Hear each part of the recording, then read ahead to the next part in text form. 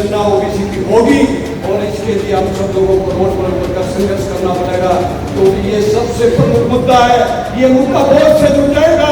जिस दिन जाति ओबीसी जातिवार जनगणना हो जाएगी उस दिन आने वाले 2224 में बहुसंघ चला सत्ता की तरफ, ये आप मान लीजिए स्थिति।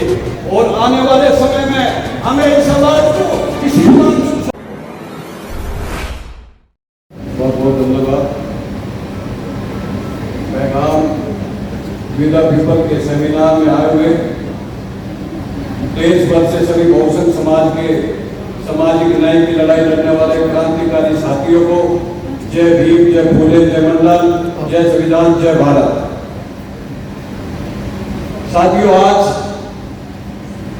पैगाम और विदा पीपल के साथ साथ बहुसंघ समाज की जो सामाजिक न्याय की लड़ाई लड़ने वाले क्रांतिकारी संगठनों के द्वारा जो आज बहुसंघ समाज की हकमारी और बहुसंघ समाज को वाजिब हिस्सेदारी दिलाने के लिए और जो आज वर्तमान में एक ऐसा जरूरत मुद्दा है जो देश की आजादी से पहले भी और आजादी के बाद भी जो सबसे बड़ा मुद्दा है, और खासकर बहुसंघ जो मूल निवासी इस भारत देश के जिन्होंने इस देश को अंग्रेजों से मुल्कों से आजाद कराया, इस देश की सबसे ज्यादा राज्य और केंद्र सरकार को बनाने में बहुसंघ की बहुत की हकदारी और बहुसंघ समाज का योगदान रहा है। आज अगर सही मायनों में बहुसंघ समाज का सबसे बड़ा मुद्दा है जो देश में 2021 में जो जनगणना होने जा रही है, उस जनगणना में SC ST की जनगणना का भी सरकार ने बयान दिया। इसके साथ साथ एक बयान ये भी दिया है कि और किसी की जातिवार या जनगणना नहीं होगी। मैं ये कहना चाहता हूं, देश के प्रधानमंत्री से वर्तमान में जो केंद्र में बैठे हुए जो ओबीसी समाज से आते हैं, जो ओबीसी के 27 मंत्री बना दिए, लेकिन 27 मंत्री बनने के बाद भी ओबीसी का 27% आरक्षण छीन रहा है, लेकिन फिर भी हम ओबीसी कर रहे हैं। साथियों, सबसे बड़ा मुद्दा है देश में 2021 में जो जनगणना होने जा रही है, उस जनगणना के अंदर SC ST जातिवार जनगणना के साथ अगर ओबीसी जातिवार जनगणना हो जाती है तो जो 74 साल से देश के अंदर न्यायपालिका और राजनीति के अंदर जो 15% लोग होने के बाद भी 90 से 95% हक हमारी टाका हमारे आरक्षण पर डालकर बैठे हुए हैं। अगर उसको रोकना है तो आज हम लोगों को संघर्ष की जरूरत है, अपने महापुरुषों के बनाए हुए रास्ते पर चलने की जरूरत है। ये देश के अंदर बहुत पुरानी मांग है और ये चीज सब लोग जानते हो। आज पूरे देश के अंदर बहुसंघ समाज के मुख्यमंत्री से लेकर विपक्ष के नेता से लेकर हर बहुसंघ समाज के संगठन ओबीसी जातिवार जनगणना की मांग कर रहे हैं, लेकिन अभी तक सरकार ने इस मांग को स्वीकार नहीं किया है। लेकिन मैं एक चीज बताना चाहता हूं, आज अगर हम बहुसंघ समाज के सभी संगठन और बहुसंघ समाज के सभी मंत्रियों और बहुसंघ समाज के सभी बुद्धिजीवी लोग अगर आज एकजुट नहीं हुए तो आने वाले समय में आपके बच्चों का भविष्य भी गुलामी और बेरोजगारी की तरफ जाएगा।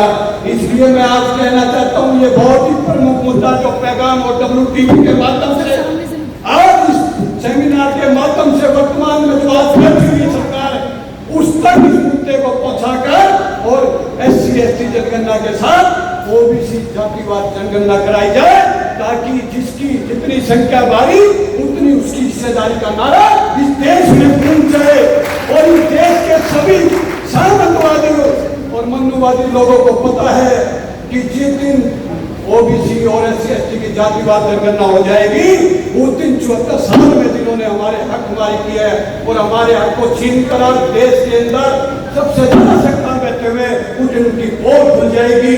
इसलिए वो जातिवार जनगणना नहीं कराना चाहते, लेकिन जब पशु पक्षियों की जनगणना हो सकती है, पेड़-पौधों की जनगणना हो सकती है, SC ST की जनगणना हो सकती है, तो ओबीसी जातिवार जनगणना क्यों नहीं हो सकती? आप बताइए, हो सकती है? नहीं हो सकती है? हो सकती है, लेकिन ओबीसी जो 70 करोड़ देश के अंदर है, जो इस देश